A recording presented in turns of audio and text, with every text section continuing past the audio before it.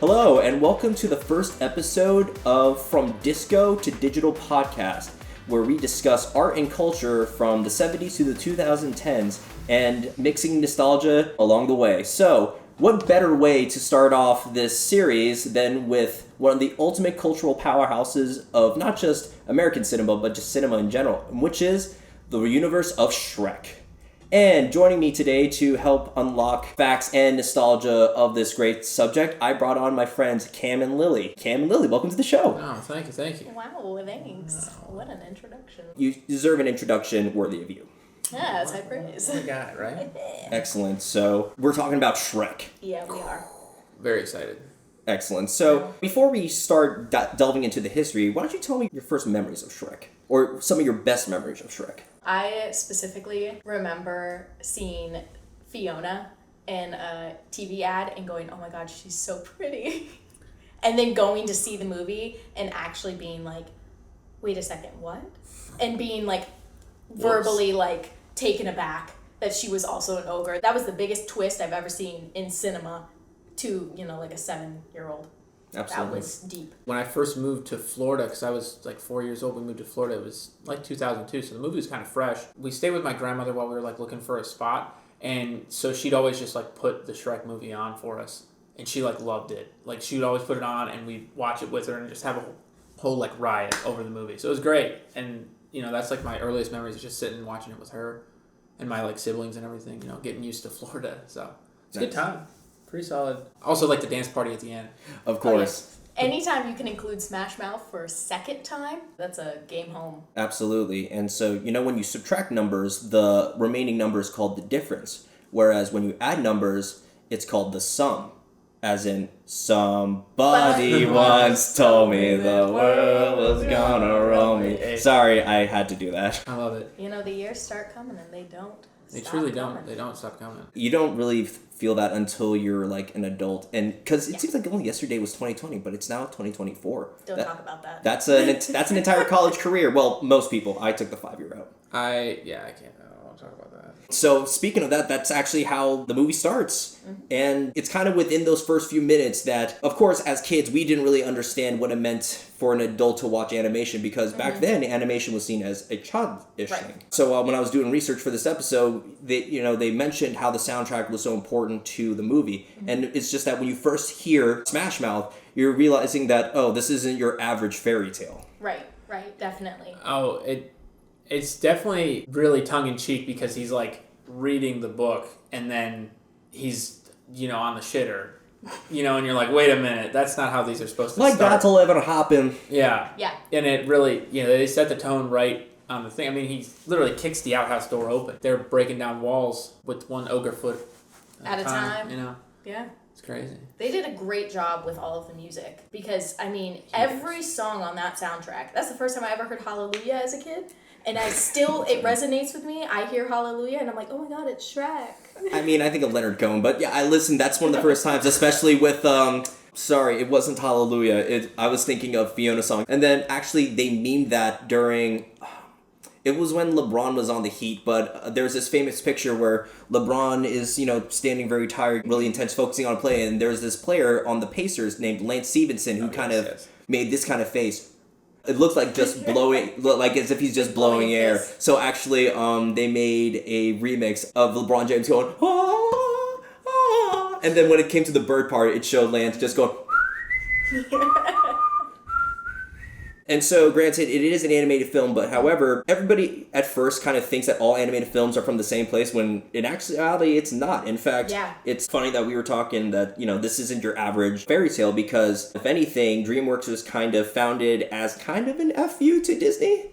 Oh, 100%. Let's delve into that a little bit. So, for those who don't know, DreamWorks was founded by both Steven Spielberg and Jeff Katzenberg, who was on Disney. And how did that go exactly, Lily? So, he actually was working very closely with Michael Eisner, and kind of was in the running to take over as the head honcho, and then kind of was just backhanded with a guy who ended up only staying for another year. So Katzenberg kind of had some fuel to his fire. So when they made the DreamWorks SKG, they were like, we gotta take him down. And it was so bad that Disney knew that they were putting so much little pokes throughout the film that, and there was no legal issues or anything, but they didn't run any ads on Radio Disney, on Disney Channel. They refused. Even if they were like, oh, like, we'll pay you some money. They were like, no. Exactly. All I can think of is, think he's compensating for something. That's definitely one part. Or the Duloc Land, Duloc Land. I mean, wash your face. I mean, what is that a parody of exactly? Small World. Yeah. It's Small World and the Disney's, parks. Everything's, yes. clean and perfect and there's nothing wrong. But then there's no one on the streets either. Well, that's because they're at the tournament. Yeah. That's right. There's a champion. They need to find a champion. To go find the guy's girl. It just all of the music. I just love the music. It's just so sick. I'm thinking of all the songs again because they do the what's the song when they're doing the fight? Yeah, that's what it is. Yeah, is that Joan Jett? I think. I believe so. I don't know. Something like that, but yeah. I don't know because it sounds like her, but it sounds like I Love Rock and Roll. I'm sorry, I'm getting that mixed up with Weird Al Yankovic's version. I Love Rocky Road. You know what? Weird Al comes through. Yeah. Always. He's going to be in a future episode, though, so we'll leave him off to the side. Sorry, Weird Al. We'll hold off for Weird Al. But yeah, no, it just makes all the scenes so much better. Like, you integrate the music with it, and it really catches. Like, the Accidentally in Love, it's the whole... They're doing all the... they inflate the snake and the frog, and they're goofing around. I automatically am just brought back to the movie every time, which is what you want. Easily. I mean, that's the first time that I heard of that song, and I was actually watching it last night in order to, get freshed up for this episode, and I still knew every word, although I haven't listened to that song. I haven't listened to that since it was on my dad's first generation iPod. Oh, wow. Jeez. Oh, wow. That's intense, man. It is. I do know that they weren't going to go with that kind of music originally. They were going to go with more just straight rock and kind of make it a little bit more gritty. And then they were like, no, we're going to use Smash Mouth. Actually, we're going to use Smash Mouth twice. So. Oh, that's right, because I Am a Believer, which is a cover of a cover. Yes. The Monkees never wrote any other songs, yes. Actually, I did not know that. But who was the original writer? Of I'm a Believer? Yeah. Stevie Wonder, I don't know. Neil Diamond. I was going to say, yeah. Neil. I was close. Anyways, back to the Disney jabs, yes. Yes, lots of Disney jabs. You got specifically in the second movie. That's when you really get they bring in all of Cinderella, Snow White. They're all living in far, far away. They're the it girls. And it's weird to think about that. I guess this kind of ties into a fact of Shrek. It's set canonically in the human globe because I heard some of the princess saying, oh, is he from Europe? And I'm like, oh, they have Europe here? I thought it was a completely made up place. That's interesting because, all of the princess stories are from different areas of Europe. So there's Germany and there's absolutely, especially with the Brothers Grimm. In fact, most of those stories are the Brother Grimm. Right. Which then it opens the door for letting them do the parody here because you can't say that Disney owns them, which is great. Yeah. Oh, and actually, that kind of reminds me of how earlier this year, or was it late last year, that Steamboat Willie became public property. Yep, it is, and I'm pretty sure isn't there now a horror movie already out? Oh, they had made a video game. It's a video game? There's a video game that it's a black and white cartoon and your Steamboat Willie running around doing stuff. Yeah, it's amazing how animation has evolved through the centuries. In fact, if anything, sorry folks, I am going to pull up the notes because it's hard to remember all this in one sitting. But if anything, another reason why Shrek was such a big influence is because this was in animation's first heyday. Granted, DreamWorks has already had a bunch of films that were already out even before Shrek came into the fold. In fact, now that I think about it, more jabs at Disney. For example, they created the movie Ants. Oh my god, right when Bug's Life? Exactly. I honestly, I never watched Ants. Neither have I. Did you watch Bug's Life? Well, of course I watched Bug's Life. I want to be a beautiful butterfly. I think we know which one won the box office for that one. Of course, but Ants was meant to be the non-Disney version because, Bug's Life is colorful. Even the bad guys, who the bad guys are, but they don't seem that threatening. But whereas Ants, from what I saw from the clips, it was gritty. It showed a real battle. I remember they showed a scene where because you know how ants, they can lose arms and legs and they can still be fine. They showed somebody walking around, they were missing an arm. And it was more comedic, but I remember as a kid being oh my god. I didn't like it because it was too deep in the uncanny valley. They gave the ants human faces. It was terrifying. Yes, that is pretty uncanny. But in addition to animation history, it's I think it won the animated best feature film. And that was the first of its kind. Yeah, literally it won the first of its kind the first time. So over Monsters Inc. Wow, Monsters Talk Inc. about I mean, they were putting up numbers, though. I mean, they were racking it in. You know, you got to think that it was partially because it had such good merch, though. I mean, Shrek up. who could forget? I was gonna bring the horrendous marketing up later in the episode. Okay, we can hold off on that because I just love all the Shrek themed items. My favorite part. Ogre essence. Just ogre. Everywhere you go. Yeah, the green ketchup was definitely iconic.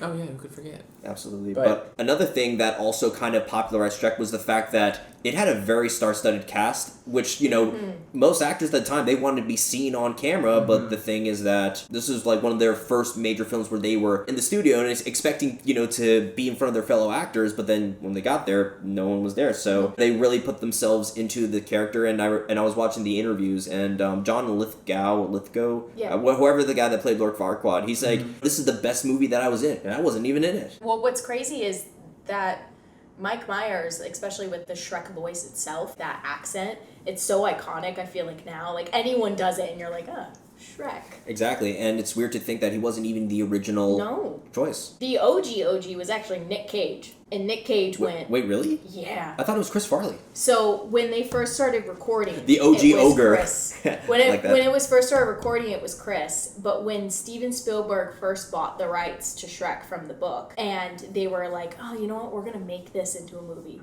First, they were like, maybe we'll do Bill Murray, and then we'll have Donkey as Steve Martin.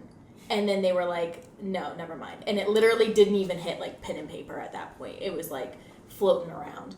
And then when it finally got down to them writing the storyboard, they were literally writing Shrek for Nick Cage.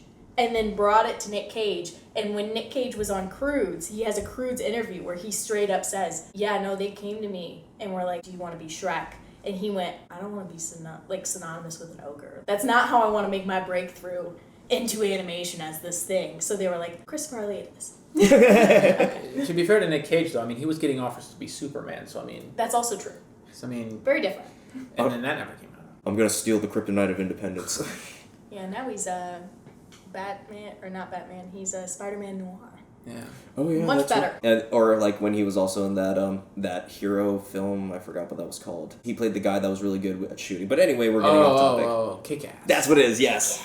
But bringing it back to Shrek's filming techniques, another thing that they did was also make a lot of pop culture references. I mean, what Donkey? Half of his stuff is just references. I mean, he's... You know, he'll sing like the "Ain't no stopping us now," like, you know, and he's got on the move. Or what was the one? It was the comedian. He said, "Around the corner, and there's that bush that looks like Shirley Bassett." That's what it is. Shirley Bassett. Yeah. That's what it is. And then we looked it up, and it did look like Shirley Bassett. I said, "How'd they animate that?" If you look at the bush, it's like her like this, and he said, "And there's that bush that looks like Shirley Bassett," and I'm like. And then my favorite quote that I quote all the time: "There's that boulder. I like that boulder." Or was that original Shrek line? No, that's just from Shrek. Just okay, that I use all the time. All right, fair. So that's your quote from that.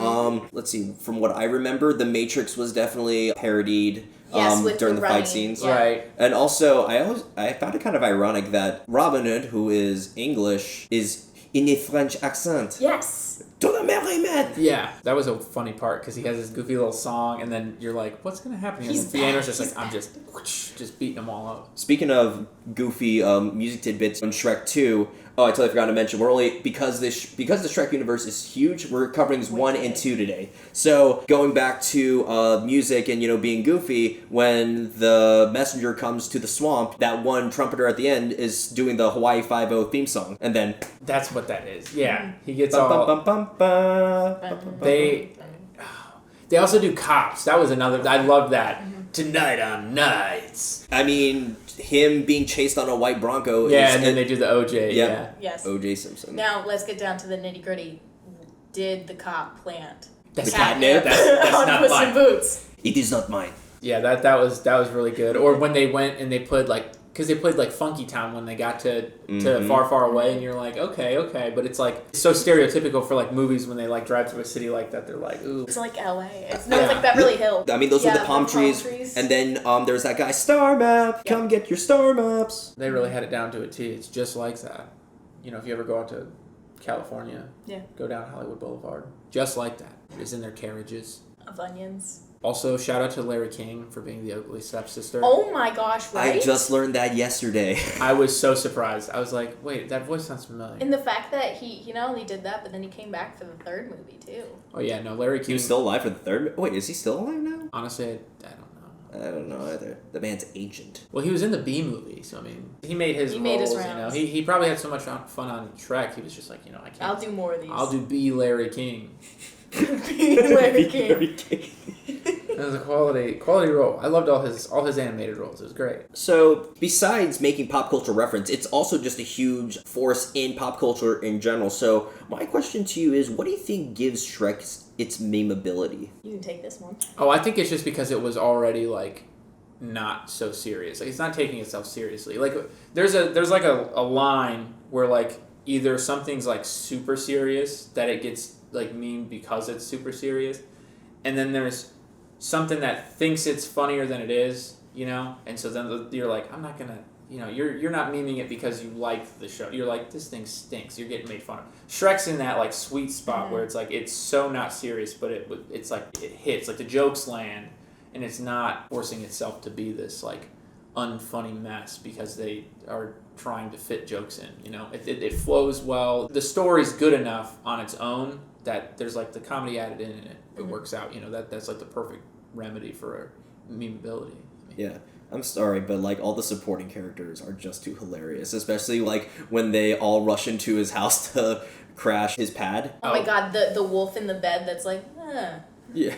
I like the bed. What? Or when they leave for their honeymoon, or they leave to go to Far, Far Away. Don't worry, we'll take care of everything. And they turn on the freak out. And and one of the I forgot which of the three blind mice runs into the doorpost instead of through the door. Yeah, I think also the fact is that it's just it hasn't like gone down in quality with age. Like, you know, there's like so many I think things, especially from around what we're talking about, that probably haven't aged the best, but I think Shrek's aged pretty darn well, because I still quote that they don't even have dental all of the time. And that only gets more relatable with age. It really does. I also think it's because like when we're kids there were those layered jokes where you're like, as a kid you're like, this is the funniest thing ever. Yeah. And then as you like get older you're like noticing you're like, more wait a and minute, more. they kind of littered this with some like adult comedy here that I can also enjoy. I mean, they got away with saying ass on camera.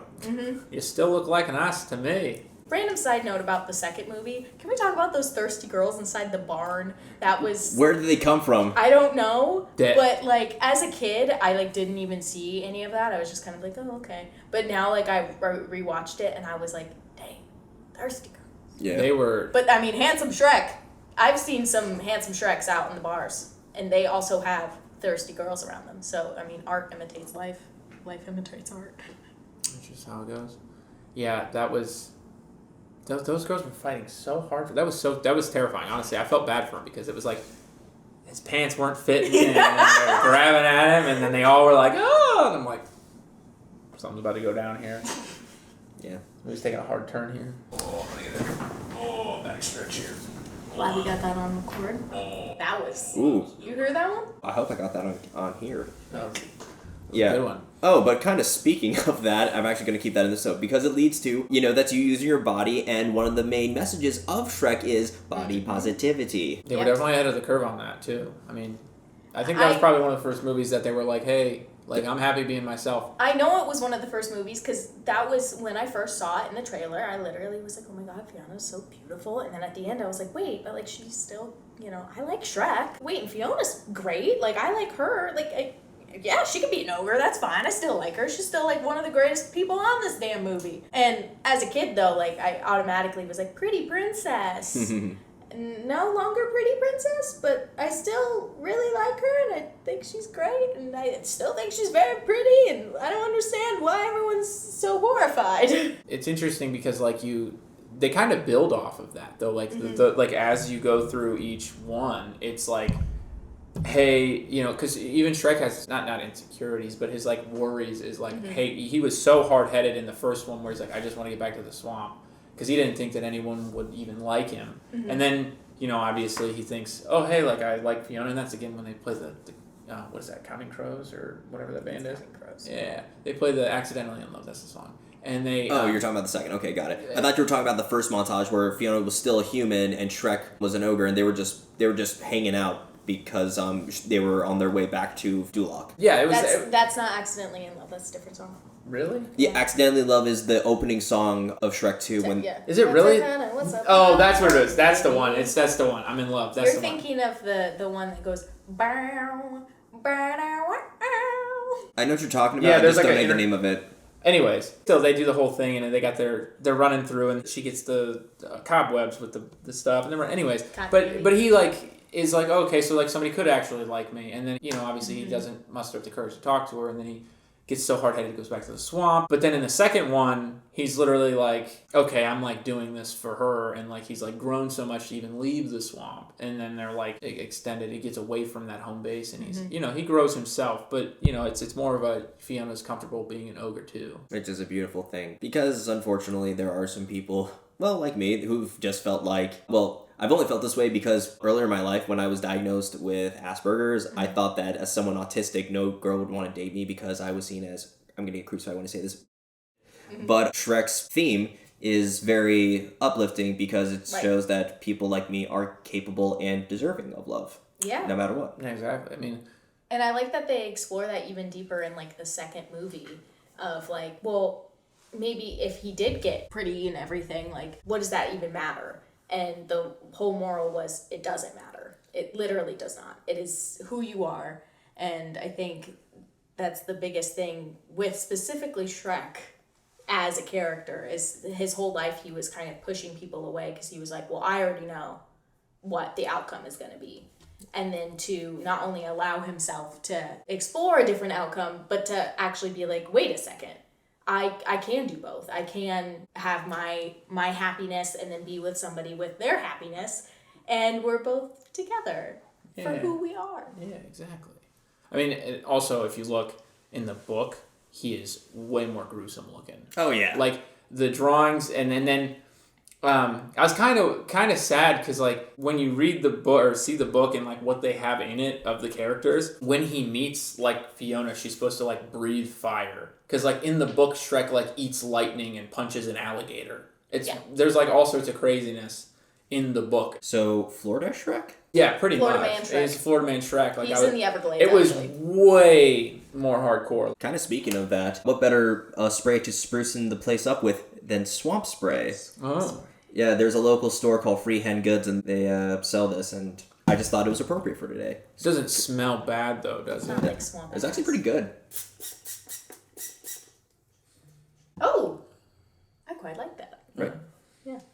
Yeah, that is nice. I was definitely worried that it was like one of those like joke sprays where you spray it. And it's just, like, I would never do that to y'all. No, I'm not a huge jokester. Yeah. I'm just joking. Yeah, although Pinocchio wasn't when he was wearing the thong. I'm wearing ladies' underwear. Huh? Are you? No! I'm not! What kind is it? It's a thong! I loved how they had it like his like back flipped It was up. like painted. Like his, yeah. Oh my god, that was so funny. It reminds me of like Mr. Potato Head. He like, just like flipped up his pants. Actually, now that I think about it, the gingerbread man was a very underrated character. Oh yeah, Gingy? Do you know the Muffin Man? Muffin? The Muffin Man! The one that, yes, I know. The one that lives on Drury Lane. And then they eventually go to Drury Lane. Hey, we've got a big order to fill! And that's also the first time I ever heard, I need a hero. Oh, yeah, that song especially. Which some people thought was like made specifically for Shrek, but turns out it's a cover. So the Frou Frou, they made, I don't know if you remember the band Frou Frou, they had a big, back when Grey's Anatomy was at its peak, they had McDreamy, they had McSteamy, they were really gearing up. Frou Frou had a song called Let Go, and it was a huge hit because it was used in Grey's Anatomy. And then they decided, literally I think around that same year when they released Shrek 2, to do a cover of Holding Out for a Hero, but it's specifically only found on the Shrek 2 soundtrack. You can't find it anywhere else. Interesting. And it's a banger, I have to admit. It's pretty good. So when you're watching the end credits, they It's have the it pop song on. right at the end of the credits. Oh. And Lily got really excited because she was like, I haven't heard this forgot song in about years. it, and I was like... We sat there listening to it, and I'm like, this is actually really good. It's very poppy. It's very 2000s. You can feel it. Speaking of that, which one of those Shreks was it that had the American Idol version? That was the end of Shrek 2. That's what it was, yeah. And Simon Cowell comes out. I honestly am a little offended that they put it on streaming and then they don't add that piece to the end of it. They don't. Because I'll sit through the credits. Every time I'll do it, I'm like, maybe they added it this time. I just want to see everybody do their song, and everybody has their like own little song, and then at the end, Simon Cowell's like, "It's me, I've won," and then he starts singing. Yeah. It's just so silly, and it's just fun because it's like what the time was. It's a little time capsule. Just seeing Three Blind Mice. We can see clearly now. Yes. The rain has gone. Oh, ow, ow. They played them up, I think, so well. That's what it is. Charming does Too Sexy for My Shirt. Yes. That's, yeah. Oh, and the Ugly Stepsister does Girls Want to Have Fun. Captain Hook does Hooked on a Feeling. That's great. That one's really good. It's a really funny one. Donkey did Disco Inferno, and they go, Donkey, you're on fire. And then he thinks, oh, yeah, I'm doing good. But Yeah, no, he's you're actually on He's fire. actually You're on fire. Yeah, he gets real nervous. Donkey, why did he get with a dragon? Why? I saw a whole thing about this, actually. So, fun fact. In the first movie, when Shrek is, running with Fiona, and they're like, we gotta, get out of here. They run past, the kitchen area, and there's a big book, and it's how to, fillet a human, pretty much, and, cook a human. And there's a big cauldron. And so everyone thinks, and it's a giant book. They're like, well, Dragon must be taking care of Fiona, and there's so many knights around. She must be cooking them up in the pot, because Fiona turns into an ogre at night, so she can eat. Shrek was literally talking about filleting humans right at the beginning. So they were like, maybe, and the whole reason that the dragon can read this cookbook is because she also was once a human that was cursed and was also put in that tower with Fiona because she was cursed. And that's why she has human characteristics like lipstick and stuff. Interesting. And so when she saw Donkey, who was this talking donkey, she immediately was like, oh my god, it's a human that's also turned into an animal. And that's why she immediately was so attracted. Because Donkey's from Pinocchio. Is he? Yes. I think, that's the reason he's a talky donkey. So they would kidnap the boys and turn them into donkeys. Yes. Okay, now I remember, because I remember that one guy in the red coat whose face turned red. No, not Stromboli. Yes, he was abusive as well, but I'm talking about the guy who was like, sell them because they're boys! And then he gets that really bright red face. Yes. Yeah, so Donkey would have been one of the boys that got turned into. I never thought about that, because I just saw that he was like, man, don't let me go, I'll keep quiet.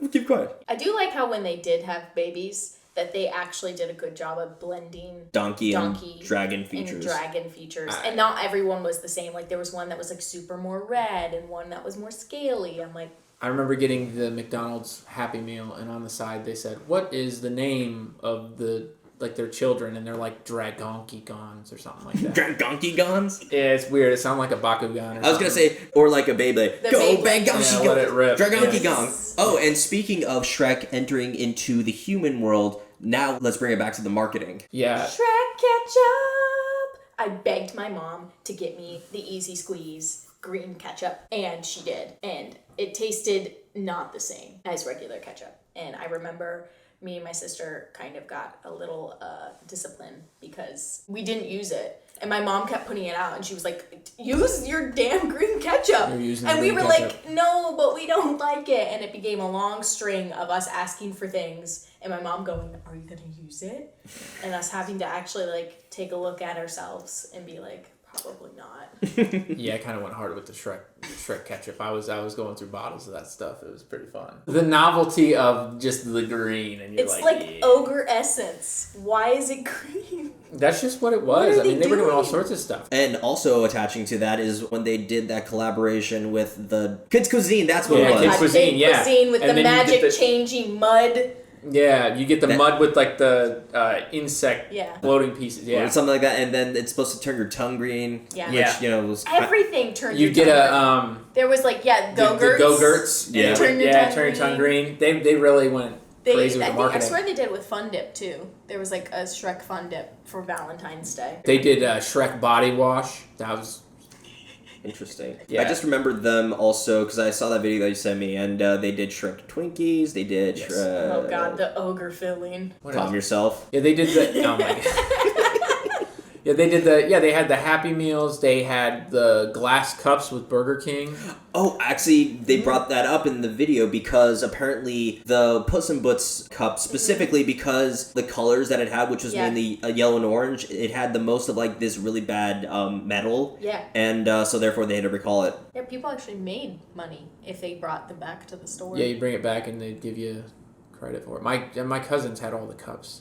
I was always jealous, but we were never a Burger King family, so I already knew. They were like, they're at BK. I said, I'm not getting one. But if they did have the medieval meal, I would have 100% gotten me one of those. I want a medieval meal so bad with the, what is it? It was The a battle axe, The yeah. battle axe And this that Prince medieval Charming meal. gets. That's quality. Look, they could have sold billions. They really couldn't. They could have had one to this day. I would have been buying me medieval meals. Cadmium. That was the Cadmium. that was in the cups. Yep. I think there was a fashion brand that did like a runway thing with Shrek. They tried to do a weird like promotional thing. It for was- the Oh, third actually, yep. movie. Yeah, Oh. it's absolutely crazy. So, I don't know if you knew this or remember this from the video, but they had Shrek ravioli in the McDonald's in Australia. It was to promote Shrek the Third.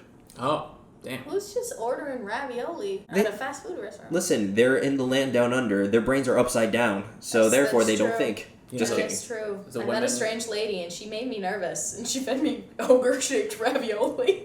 That's what happens when the women glow and the men plunder.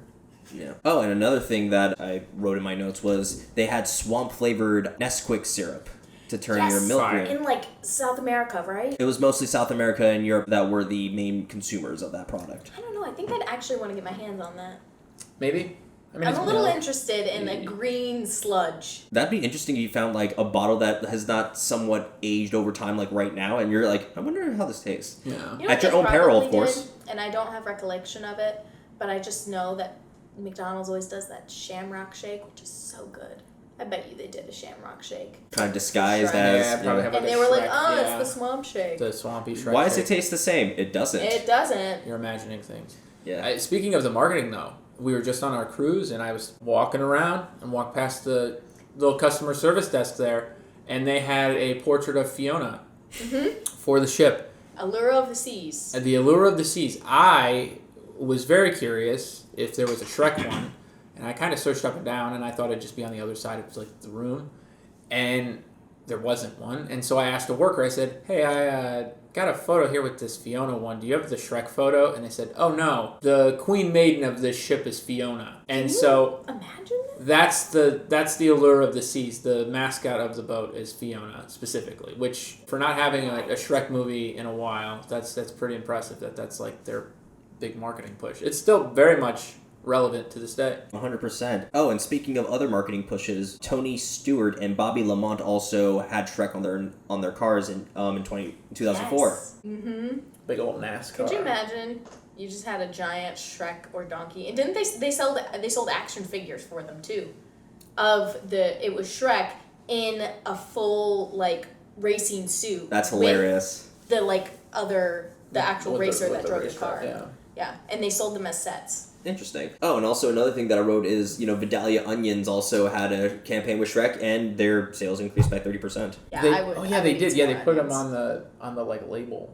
There's something about, and I can relate this with my sister. I don't know if anybody else does this, but as a kid, when I would see somebody eat a certain food on the screen, I would immediately, one, want that food, and two, want to eat it like them. Like there was this musical way back in the day called Seven Brides for Seven Brothers, and they ate like a goulash-looking thing on a plate, and me and my sister would recreate it all the time with macaroni and cheese. Very strange. But Shrek took a big old bite out of like an onion. Until this day, every time I grab an onion, I'm like. But I heard if you take like one of those pills or something that like changes your taste buds, or like it's like a drop, and it changes your taste buds for like sweet is then sour and sour is then sweet. If you eat an onion, it tastes extremely sweet then. It's like eating an apple. Interesting. That's like Holes. It's like Holes. So those two Holes. movies, Shrek and Holes, they probably really got Better paid stay big money away by from Big those- Onion. Because Those yellow spotted lizards. they were eating all sorts of onions in holes, and Zero's asking, "What is this?" He goes, "It's a chocolate milkshake," and then he takes a bite of it because they've been starving. I remember that, but actually turns out I read a fact about that it was apples that was just painted over as They onions. put the edible It paper looks so good. around them, and they would eat apples. You're right, it did sound very appetizing. And the crunch. Mm-hmm. They were very juicy. I mean, and then you see Shrek just going. Going ham with some You know onions. who really enjoys onions just like that? Who? Northwest. Really? She Kim Kardashian's kid? Yes, she will eat just an onion just like an apple. She's just so like Kanye coded. just like Shrek. Just like Shrek. She just Okay. straight into the onion. It's the most terrifying thing I've ever seen. That could be you. I mean, it almost was. You're just eating on the onions. If I let my inner thoughts take hold. Yeah. The intrusive thoughts won on that one. It just comes to us, whether we want to or not. And oh yeah, actually, now that I think about it, so besides having huge impacts on marketing, something that I want to circle back to is the fact that Shrek also had an impact on animated films going forward, because it kind of showed that, animation doesn't have to be all kid friendly; it can also be adult. And so therefore, after that, they had the Madagascar series, Over the Hedge, Shark Tale, and Bee Movie, which was kind of crude humor. But then Disney also tried to take a stab at that with Home on the Range and Chicken Little. Oh dear God! Do you know they asked Dame Judi Dench? They asked her about it in an interview, and she didn't even remember what her character's name was. She literally was like, "Oh God, I have no idea." Home on the Range. That's how bad it was. You don't even Google. Was It Chicken is Little bad. a Disney movie? Chicken Little was a Disney It movie was. because the Cheetah Girls did a song for it. And then the band that sang the opening theme song, they were like on one of those, like, not talk shows per se, but it was like one of those commercials that kind of like was in between episodes. Disney 365. Something like one of those types of shows. I mean, Chicken Little did But- his job. That was heater. I do have to admit, Home on the Range. Never seen no, it. you don't want it. You I don't. think and then DreamWorks also did Barnyard too, right? I think so. Back yeah. in the Barnyard, that was DreamWorks. Yeah, and Yeah. Heater. Such a good movie.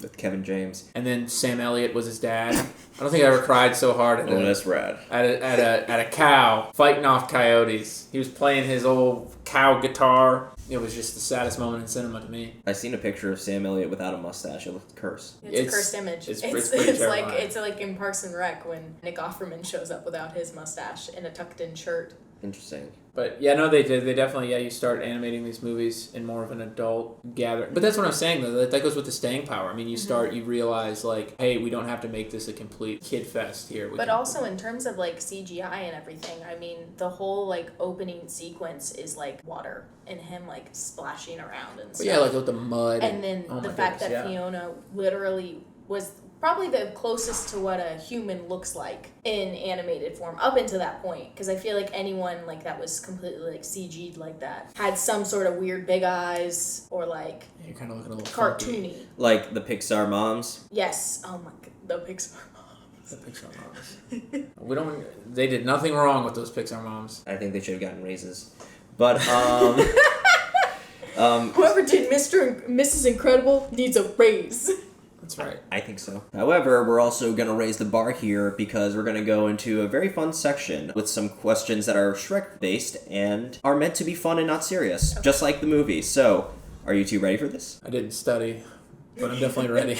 Excellent. So, and granted, yes, we were talking about Shreks 1 and 2, but any of the movies apply here. What was your favorite Shrek movie growing up and why? Ooh, favorite one is actually, I think, number 2, because I liked that there was 2 different stories going on. And then I also liked, because as a kid, before I watched Shrek number 2, I went and I rode the ride at Universal, and it literally picks up right in between the 2. And I just was like, this is so cool, it's so immersive. Like, I knew what the second movie was going to begin with before I saw it. And then I walked in, and it picked up right where it left off, and I just thought that was cool. But I liked how it had, the 2 different storylines of, like, Fiona's over here with her family, and, Shrek's over here, and they're both kind of battling against the fairy godmother, which I always thought was funny because the fairy godmother and literally every other thing is, like, the savior.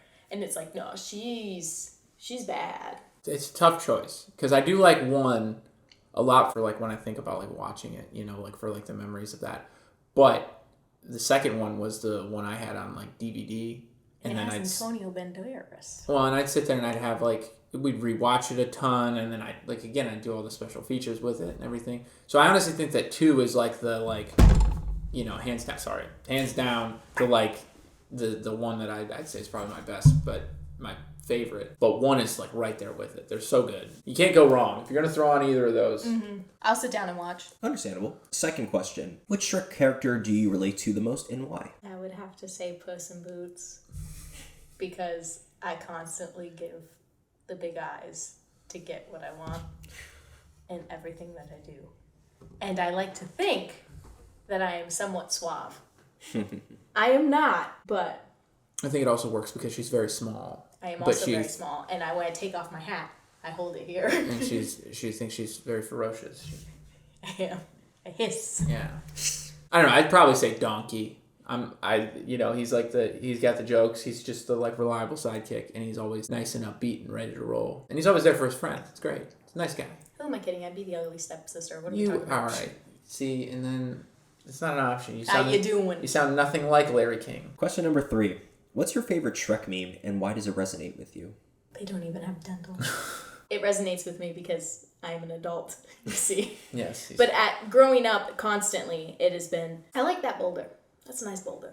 Or, that'll do, donkey. But that's because my mom used to quote from way back in the day. There's a quote that says, that'll do, pig. Oh, that's from Babe. Yeah.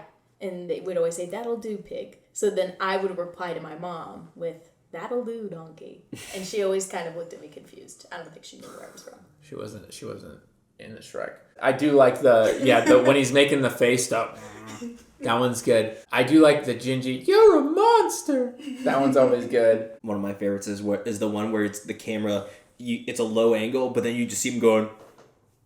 Yes. That one's good. I do like the somebody. Yes. Yeah, that one's a good one. And then I like that everyone has kind of taken the, I do feel like the Smash Mouth song has become like the anthem of our generation. Yeah, and the years don't stop coming. Well, unfortunately, they stopped coming for the lead singer. Yes, R.I.P. I know that. R.I.P. It was, I think, last year when he died. Yeah, it was. It was very, very recent. It was due to a complication or something, which is even worse. He was like 50 or 60 something. Yeah, it was alcoholism. Not great. Oh. But anyway. Couldn't handle it. Away from that, yes. Question number 4. If you could live in the world of Shrek for a day, what would you do? I would probably go make a giant gingerbread man. Make another Mongo? Yes, that's another one because Mongo, yes. Mongo is the Blazing Saddles reference. It's yes. perfect. I forgot to mention that earlier. Yes, the Mongo. I love that. Telegram from Mongo. Yes. Bongo Goo. It's just so fun. And then, oh my goodness, when they pour the hot milk, oh my goodness. What is it? They get hot milk and he's trying to pull the thing down and then they pour it on his head and he's got the big wig. More milk, less foam. Yeah, more milk, less foam. That was so funny. When I was rewatching it, I was like, this is the funniest joke ever. It gets me every time. Yes, I would make a Mongo. Mm-hmm. It would depend on where I was and who I was. If I was like a magical creature, I would just want to chill around like Shrek's swamp because I don't know, it looks so fancy and magical and like inviting. Is it the cute little duckies? Yeah, it is. And I mean, not to low-key be that person, but our wedding theme is kind of swampy. Shrek Swamp. Oh, is it now? I didn't realize it until I saw a TikTok that was like funny wedding themes, and then it was showing all these things, and I was like, oh my god, and I sent it to Cam, and I was like, our wedding is Shrek. Oh my god. But yeah, I would just want to go to his like swamp. If not, I would want to go to like far, far away and probably I would take that guy up on his offer with the sightseeing tours. I would want to see all the stars. I'd be like, where's Rapunzel? Where's Cinderella? Where are all the big wigs? I think if you were in that though, I think you would probably go in the forest and start doing the Snow White and get all the magical creatures to come up and run up to you. If I could. See, that's what I'm saying. Like that's definitely the opportunity. I would just cry of happiness if a deer like willingly just came up. See? It's perfect. She's already thinking about it. Yeah, it's going to be so funny when you watch this post your wedding. Oh, yeah, right? Crazy. Crazy kids. Speaking of crazy kids, you were kids when you saw this movie, and therefore you can answer question number 5. Share a funny or heartwarming memory associated with Shrek from your childhood. Wow. Shrek up. Yeah. Shrek catch up. So well, I guess you Shrek'd up because you didn't use it. I did. I really did. I mean, I'm not joking. I think it sat in our fridge for close to like 2 years. I'm sure it was still good. No, like it was in the corner. I wouldn't be surprised if it was still fresh. Because I'm pretty sure every time my mom like went to try to throw it away, I was like, no, like I'll use it, like I'll use it. And then she finally was like, listen, okay, no, we're throwing this away. And I was Expired. like, expired. But probably the funny thing would be when he like farts in the swamp and all of the dead Fish come up. Dead fish come up. Like I'm pretty sure my brother constantly was like, if you fart in here, you're gonna make it like Shrek. You're gonna kill all the animals. I was like actually worried that if I like did anything in the ocean, it would actually do that. You're worried. It's like a predominant like memory of me being in the ocean. Like, I don't know. I You want gotta to keep the gas in.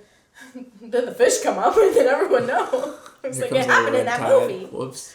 Honestly, I don't even remember. Like, I remember watching the movie and like just not. And I mean, I have like siblings and stuff, and we would like joke about it, but I really don't even. I feel like I just kind of blacked out. Well, like, and then I already mentioned, I mean, like, I'd watch it like with my grandma, and we'd like joke about this stuff. We'd make a lot of references growing up for that. I mean, like, you know, the better out than in, I always say, or just kind of saying, yeah, that'll do, donkey, or any of those crazy things. Honestly, I don't even remember watching it the first time. I've seen it so many times that they all just kind of blend into one. Question number 6. How has your perception of Shrek changed since watching it as a child versus watching it as an adult? It's aged like a fine wine.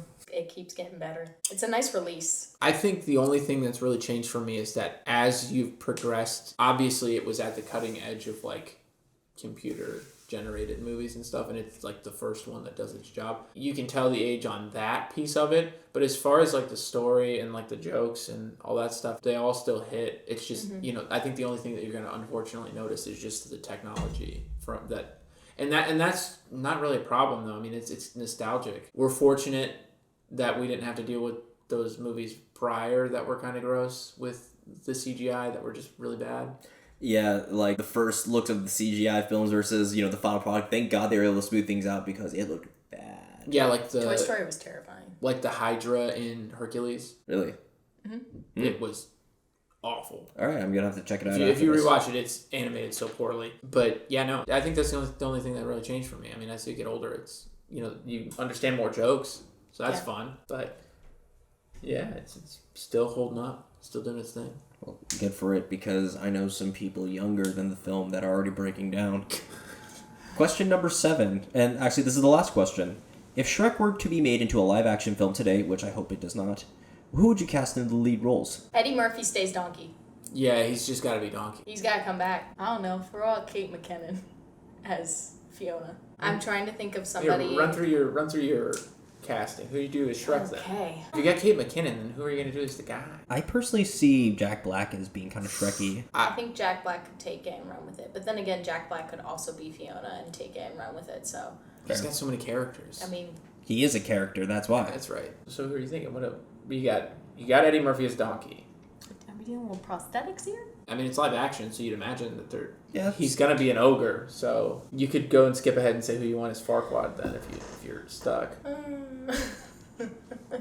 I think Honestly, I just it's like the Imagine Dragons with the radios. This ain't your sea shanty radio. We play sea shanties, and more sea shanties. Now this is Imagine Dragons radioactive. Don't ever bring them up here again. oh no, But like, I was just gonna say The Rock.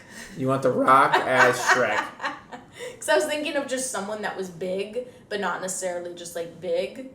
Okay. And I was like, well, you could just.